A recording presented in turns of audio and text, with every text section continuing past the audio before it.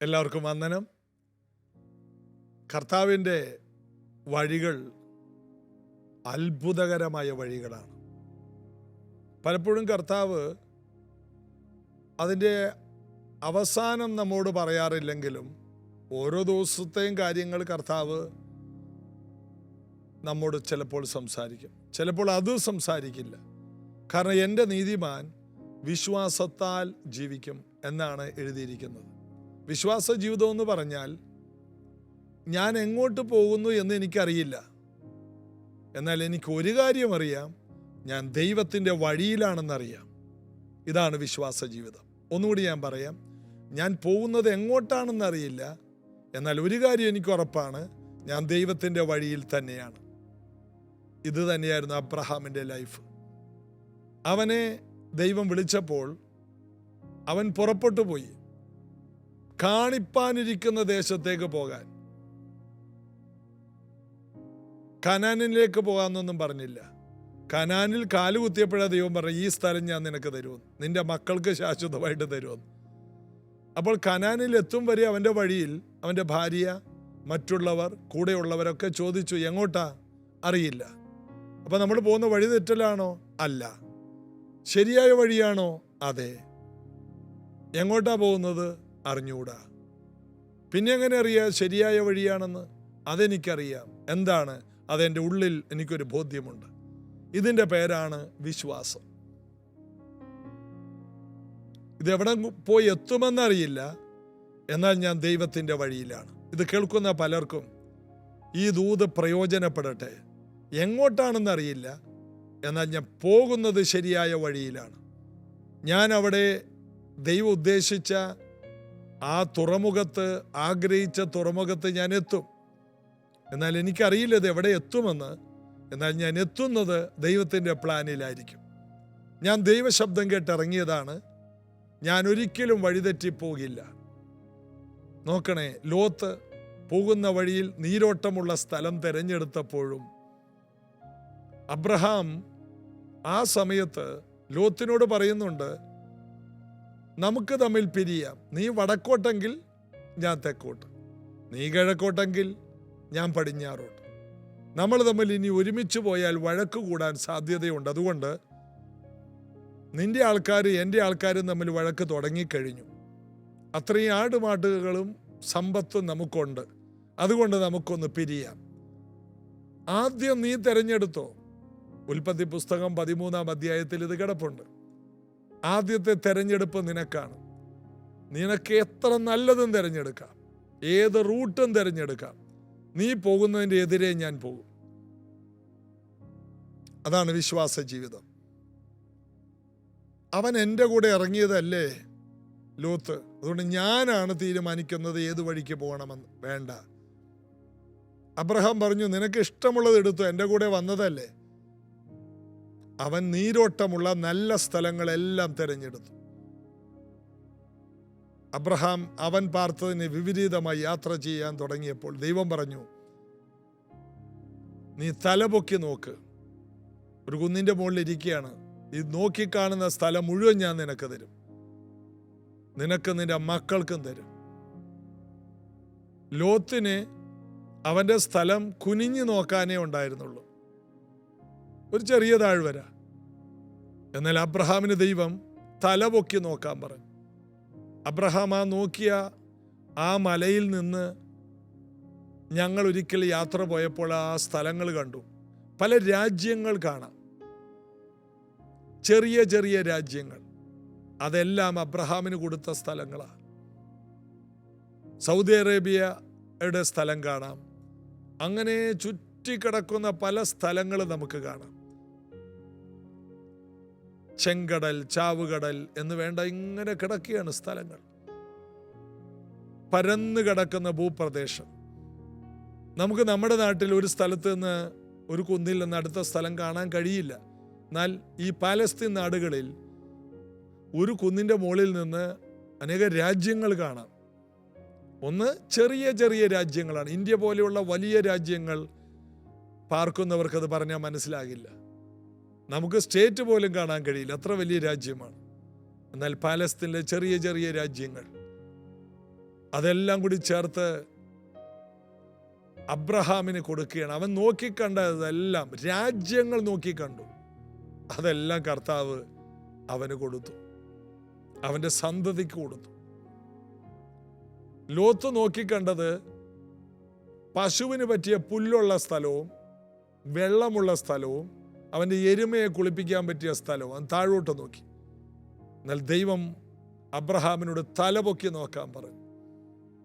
ആ കാണുന്ന മുഴുവൻ ഞാൻ നിനക്ക് തരും, നീ എങ്ങോട്ടൊക്കെ നോക്കുന്നു അതെല്ലാം. കനാനിൽ കാലുകുത്തിയപ്പോൾ പറഞ്ഞു, നീ നടക്കുന്നതെല്ലാം. ഇതാണ് കർത്താവ്. പോകുന്നിടത്തൊക്കെ യാഗപീഠം പണിത് ദൈവത്തെ ആരാധിച്ച് പോകുന്നവന് ഇനി എങ്ങോട്ടാണെന്നൊന്നും ഓർക്കണ്ട, നീ കറക്റ്റ് എത്തിക്കോളും. അവിടെ വെച്ച് ആരെയൊക്കെ കണ്ടുമുട്ടൊന്നൊന്നും ഭാരപ്പെടണ്ട, സമയത്ത് ഓരോ വ്യക്തികളെ ദൈവം ഒരുക്കും. അങ്ങനെ ഒന്ന് പോകാമോ? ഈ ടെൻഷനുകളെല്ലാം മാറിപ്പോയി. അവിടെ ആരുമില്ലല്ലോ, എൻ്റെ മക്കൾ വിദേശത്തേലും അവിടെ കാണാൻ ആരുമില്ലല്ലോ, എന്തിനിങ്ങനെയുള്ള ഭാരങ്ങളൊക്കെ? കർത്താവ് കരുതുമെന്നേ. എല്ലാ കാര്യത്തിലും കർത്താവിൻ്റെ കൈ ഉണ്ടാകും. ധൈര്യമായിട്ടിരിക്കും. എങ്ങോട്ടെന്നില്ലാതെ അബ്രഹാം പുറപ്പെട്ടു. നമുക്ക് അപ്പോസ്തല പ്രവൃത്തിയിലേക്ക് വരാം. അപ്പോസ്തല പ്രവൃത്തി 9-ാം അധ്യായത്തിൽ ശൗല് ഒന്നും തിന്നാതെയും കുടിക്കാതെയും ദമസ്കോസിൽ ദൈവശബ്ദത്തിനായിട്ട്, അടുത്ത ദൈവശബ്ദത്തിനായിട്ട് കാത്തിരിക്കുകയാണ്. ഒരു ദൈവശബ്ദം കേട്ട് അടുത്ത ദൈവശബ്ദത്തിനായി വെള്ളം കുടിക്കാതെ ഭക്ഷണം കഴിക്കാതെ ഇരിക്കുന്ന ഒരുവനെ നമുക്കവിടെ കാണാം. ദൈവശബ്ദം കേട്ടാൽ അടുത്തത് കേൾക്കാനുള്ള ഒരു ദാഹം, അത് കേട്ടാൽ അടുത്തത് കേൾക്കാനുള്ള ദാഹം. ഇതാണ് പൗലോസിനെ, ശൗലിനെ പൗലോസാക്കിയതും അപ്പോസ്തലന്മാരിൽ ശ്രേഷ്ഠനാക്കിയതും. പിന്നീട് കേൾക്കാൻ 3-ാം സ്വർഗത്തോളം എടുക്കപ്പെട്ടു. അറേബ്യൻ മരുഭൂമികളിൽ നാളുകളിരുന്ന് പ്രാർത്ഥിച്ചു. ദൈവശബ്ദം കേൾക്കാൻ തുടങ്ങിയാൽ പിന്നീട് അവൻ അതില്ലാതെ പറ്റില്ല. അവന് ഭക്ഷണത്തെക്കാൾ അവൻ്റെ വെള്ളത്തേക്കാൾ വലുതായിരുന്നു അപ്പത്തിനായിട്ടുള്ള വിശപ്പല്ല, വെള്ളത്തിനായിട്ടുള്ള ദാഹവുമല്ല. എന്ന വചനത്തിൽ പറയുന്ന പോലെ അതിനേക്കാൾ വലിയൊരു വിശപ്പ് അവൻ്റെ അകത്ത് ദമസ്കോസിൽ വെച്ച് കടന്നു പിടിച്ചു. ഇതെന്ന് കടന്നു പിടിക്കുന്നുവോ അന്ന് മുതൽ നമ്മുടെ ജീവിതം മാറും. നമുക്ക് വീണ്ടും വായിക്കാം 9-ാം വാക്യം. അവൻ 3 ദിവസം കണ്ണു കാണാതെയും തിന്നുകയോ കുടിക്കുകയോ ചെയ്യാതെയും ഇരുന്നു. 10-ാം വാക്യം. എന്നാൽ അനന്യാസ് എന്നൊരു ശിഷ്യൻ ദമസ്കോസിൽ ഉണ്ടായിരുന്നു. അവനെ കർത്താവ് ദർശനത്തിൽ അനന്യാസിനോട് അനന്യാസേ എന്ന് വിളിച്ചു. കർത്താവേ, അടിയൻ ഇതാ എന്ന് അവൻ വിളി കേട്ടു. അനന്യാസേ എന്ന് വിളിച്ചപ്പോൾ ആരാ, എന്താ, എവിടെയാ? ഉറക്കത്തിലാണെങ്കിൽ അവന് നല്ല ബോധമുണ്ട്. വിളി കേട്ടപ്പോഴേ കർത്താവേ അടിയൻ, അതായത് എപ്പോഴും ദൈവശബ്ദം കേൾക്കുന്ന മറ്റൊരുവൻ അവിടെ ഉണ്ടായിരുന്നു. ഒരാളല്ല, അനേകരിൽ ഒരാൾ. അതാണ് ദമസ്കോസിന്റെ പ്രത്യേകത.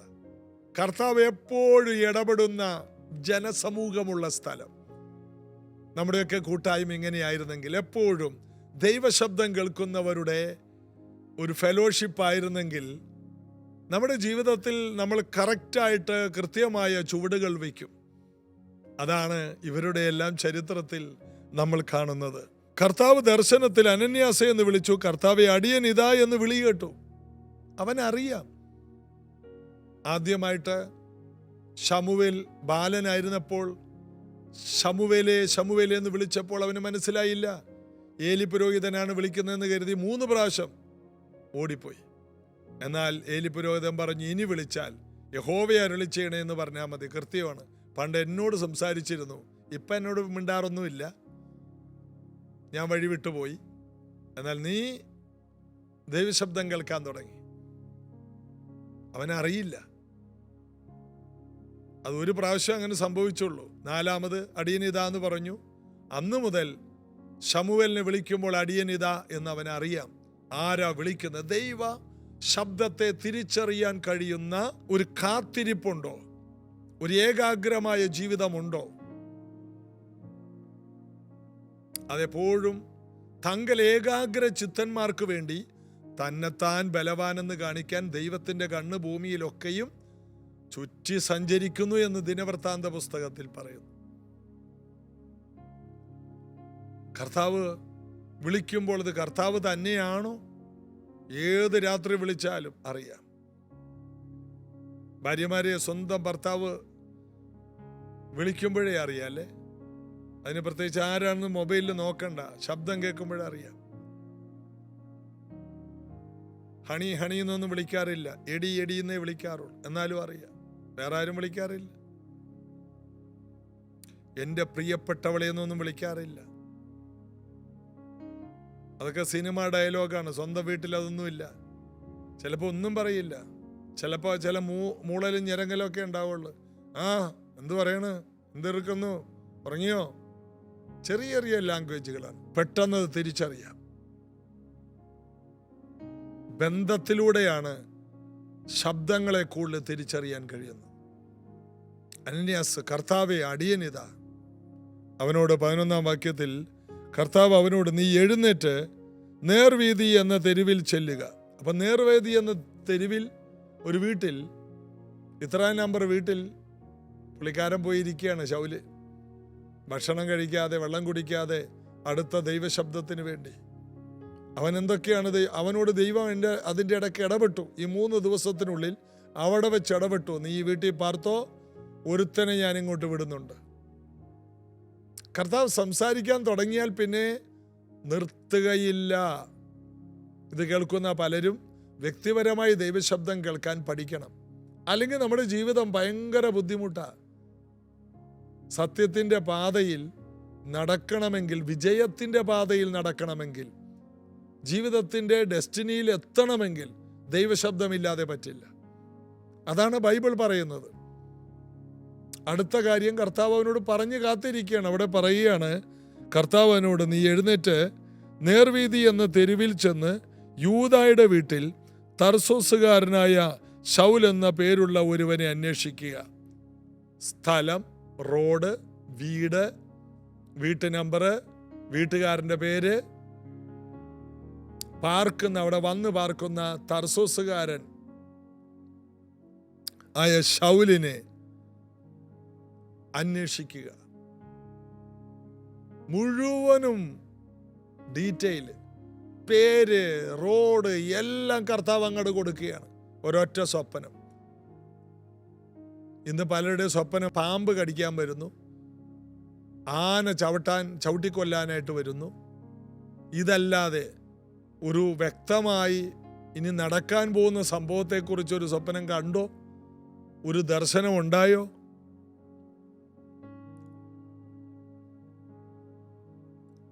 ഒരു ദർശനം കണ്ടിട്ട് എത്ര നാളായി? വ്യക്തിപരമായ ഒരു സ്വപ്നം, സ്വർഗീയ സ്വപ്നം കണ്ടിട്ട് എത്ര കാലമായി? ഈ ദിവസങ്ങളിൽ നമുക്കൊന്ന് ഹൃദയം പൊട്ടി പ്രാർത്ഥിക്കണം. കർത്താവേ, വ്യക്തമായ ദൈവശബ്ദം ഞങ്ങൾക്ക് വേണം. ബൈബിളിലൂടെ ഇടപെടും പോരാ, എനിക്ക് വ്യക്തമായി ഒരു നിയോഗത്തിൻ്റെ ദർശനം വേണം കർത്താവേ. കൃപാവരങ്ങളിൽ ജ്വലിക്കണം കർത്താവേ. അനന്യാസൊക്കെ ആ നിലയിലുള്ള മനുഷ്യനായിരുന്നു. ഇന്നും പരിശുദ്ധാത്മാവ് അത് ചെയ്തുകൊണ്ടിരിക്കുകയാണ്. കാലങ്ങൾ എത്ര കഴിഞ്ഞു, ഇന്നും പരിശുദ്ധാത്മാവിന്റെ പ്രവർത്തിക്ക് യാതൊരു മങ്ങലും ഏറ്റിട്ടില്ല. പഴയതിനേക്കാൾ അധികം ശക്തിയോടെയാണ് കർത്താവിന്റെ ആത്മാവ് പ്രവർത്തിക്കുന്നത്. എന്നിട്ട് പറയാണ്, ശൗൽ എന്ന പേരുള്ളവനെ അന്വേഷിക്കുക. 12, അവൻ പ്രാർത്ഥിക്കുന്നു, അനന്യാസ് എന്നൊരു പുരുഷൻ അകത്ത് വന്ന് താൻ കാഴ്ച പ്രാപിക്കേണ്ടതിന് തൻ്റെ മേൽ കൈവെക്കുന്നത് അവൻ കണ്ടിരിക്കുന്നു. അതിൻ്റെ അർത്ഥം, ഈ 3 ദിവസം വെള്ളം കുടിക്കാതെ ഭക്ഷണം കഴിക്കാതെ ഇരിക്കുന്ന കാഴ്ചയില്ലാത്ത ഇവൻ പുറംകണ്ണടഞ്ഞെങ്കിലും അകത്ത് ചിലത് കാണാൻ തുടങ്ങി. അവൻ വ്യക്തമായി കണ്ടു. അനന്യാസ് വന്ന് കൈവെക്കുന്നത് അവനും കണ്ടു. പേരും ആളും വരുന്ന ആളുടെ എല്ലാ ഡീറ്റെയിൽസും അവനും കിട്ടി. അവനും ഒരു പ്രോഫറ്റായിട്ട് മാറി. നോക്കണേ എത്ര ഭയങ്കരമാണ്. ഈ 3 ദിവസം കണ്ണ് കാണാതെ പോയതിനായിട്ട് സ്തോത്രം. ആ കാഴ്ചയില്ലായ്മ അവൻ്റെ അകത്തെ കണ്ണ് തുറക്കാനുള്ള ഒരു മുഖാന്തിരമായി മാറി. പുറമെയുള്ള ചിലത് അടയുമ്പോൾ അകമേ ചില കാഴ്ചകൾ കാണാൻ തുടങ്ങും. ഇന്നിത് കേട്ട ഓരോ വ്യക്തികളുടെ ജീവിതത്തിൽ ഈ വചനം നിങ്ങളിൽ മാറ്റി മറിക്കട്ടെ. നമ്മുടെ പുറമേയുള്ള കണ്ണുകളെക്കാൾ ശ്രേഷ്ഠമാണ് നമ്മുടെ അകമേ തുറക്കുന്ന കണ്ണ്. നമ്മുടെ അകമേ തുറക്കുന്ന ആത്മാവിൻ്റെ ഇന്ദ്രിയങ്ങൾ, ആത്മാവിൻ്റെ കാഴ്ച, അത് നമുക്ക് ഏറ്റവും വലിയ ആവശ്യമാണ്.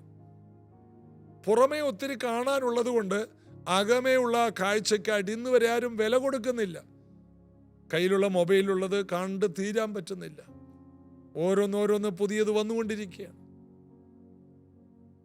അതുകൊണ്ട് അകമേയുള്ള കാഴ്ചയ്ക്ക് വേണ്ടി ആരും ദൈവസന്നിധിയിൽ വിലമുടക്കി ശൗലിനെ പോലെ ഇരിക്കുന്നില്ല. അകമേ തുറന്നു കിട്ടിയാൽ അന്നു മുതൽ നിന്റെ ശുശ്രൂഷ തുടങ്ങി, അന്നു മുതൽ നിന്റെ ജീവിതം മാറി, അന്നു മുതൽ നിന്റെ യാത്ര തുടങ്ങാൻ പോവുകയാണ്, അന്നു മുതൽ നിന്റെ ജീവിതത്തിൽ അത്ഭുതങ്ങൾ ആരംഭിക്കുകയാണ്. അകമേ തുറക്കണം. നമുക്ക് പ്രാർത്ഥിക്കാം. സ്വർഗീയ പിതാവേ, ശൗലിനെ, തർസോസുകാരനായ ശൗലിനെ ദമസ്കോസിൽ വെച്ച് വെളിപ്പാടുകളാൽ നിറച്ച അതേ ദമസ്കോസിൽ വെച്ച് അനന്യാസിനും പേരുകൾ സഹിതം കൊടുത്ത കർത്താവിൻ്റെ കരം ഈ കേൾക്കുന്ന എല്ലാവരുടെ മേലും വരട്ടെ. ഇത് കേൾക്കുന്ന എല്ലാവർക്കും അകത്തെ കണ്ണ് തുറന്ന് അനന്യാസിനെ പോലെ, ശൗലിനെ പോലെ സൂപ്പർ നാച്ചുറൽ ആയിട്ടുള്ള കാഴ്ചകൾ, വരുവാൻ പോകുന്ന നന്മകൾ, വരുവാൻ പോകുന്ന മിനിസ്ട്രികൾ, അടുത്ത ദിവസം സംഭവിക്കേണ്ടത് എല്ലാം വെളിപ്പെട്ട് വരട്ടെ. ഞങ്ങളുടെ കണ്ണുകളെ തുറക്കണമേ, ഞങ്ങളുടെ അകം കണ്ണിനെ തുറക്കണമേ. യേശുവിൻ്റെ നാമത്തിൽ ഇത് ശ്രദ്ധിക്കുന്ന എല്ലാവരുടെയും അകത്തെ കണ്ണ് തുറക്കണമേ. എൻ്റെയും ഇത് കേൾക്കുന്നവരുടെ കണ്ണുകളെ തുറന്നു തരണമേ. സ്വർഗീയ ദർശനങ്ങൾ, സ്വർഗീയ കാഴ്ചകളാൽ ഞങ്ങളെ നിറയ്ക്കണമേ. ഇത് കേൾക്കുന്നവർക്കെല്ലാം ഉൾക്കാഴ്ചയുണ്ടാകട്ടെ. ദർശനങ്ങളും സ്വർഗീയ സ്വപ്നങ്ങളും വെളിപ്പാടുകളും ഉണ്ടാകട്ടെ. വെളിപ്പാടിൻ്റെ ശുശ്രൂഷകൾ എല്ലാവർക്കും ഉണ്ടാകട്ടെ. യേശുവിൻ നാമത്തിൽ ആമേൻ. ഇന്ന് നമ്മൾ ഏറ്റവും പ്രധാനപ്പെട്ട ഒരു കാര്യമാണ് പ്രാർത്ഥിച്ചത്. അത് ഏറ്റവും ആവശ്യമായ കാര്യം. എന്ത് പ്രാർത്ഥിക്കണമെന്ന് പോലും നമുക്കറിയില്ല. ഒരു കടം മാറി അടുത്ത കടം, ഒരു രോഗം മാറി അടുത്ത രോഗം. ഇത് തന്നെ പ്രാർത്ഥിച്ചുകൊണ്ടിരിക്കുമ്പോൾ പ്രാർത്ഥിക്കേണ്ട വലിയ കാര്യങ്ങൾ പ്രാർത്ഥിക്കാതെ വിട്ടുപോകാറില്ലേ? ഞാൻ ഈ ജീസസ് എവരിഡേയിൽ പൊതുവായിട്ടുള്ള കാര്യങ്ങളെക്കാൾ പ്രധാനപ്പെട്ട ചില പ്രാർത്ഥനകൾ എന്ന് പറയുന്ന വചനത്തോട് ചേർത്ത് പ്രാർത്ഥിക്കുന്നത് നിങ്ങളുടെയും എൻ്റെയും ജീവിതത്തിൽ ആവശ്യമാണ്, അത്യാവശ്യമാണ്, അത്യന്താപേക്ഷിതമാണ്. കർത്താവ് കൃപ തരട്ടെ, കർത്താവ് ബലപ്പെടുത്തട്ടെ. നമുക്ക് ഒരുമിച്ച് വീണ്ടും കാണാം. നാളെ ഇതേ സമയത്ത് ഒന്നുകൂടി പ്രാർത്ഥനയിൽ വരാം. God bless you. Amen.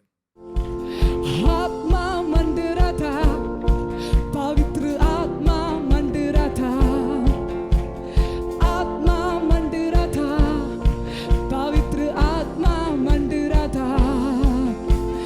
Pentecost के दिन समान आत्मा मंदिर था, पेंतकोस्त के दिन समान आत्मा मंदिर था, आत्मा मंदिर था।